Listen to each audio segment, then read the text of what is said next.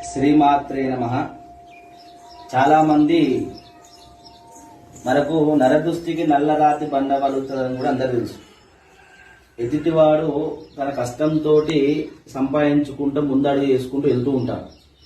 ఈర్ష్యలు, కుళ్ళలు, కుతంత్రాలు, రాగద్వేషాలు ఉన్న వాళ్ళు మన మీద ఎంతో మంది ఎన్నో చెడు ప్రయోగాలు చేయడానికి ఎంతో మంది చూస్తూ ఉంటారు కదా. అలాంటి చెడు ప్రయోగాలు మన ఇంటి ముంగల నుంచి నడుచుకుంటూ వెళ్ళేటప్పుడు కూడా మరి ఇల్లు కనిపించగానే వీడు అలా వీడు ఇలా అని ఏదో ఒక మాట జనాలు అనుకుంటూనే ఉంటారు, సహజంగా అనుకుంటూ ఉంటారు పడని వాళ్ళు.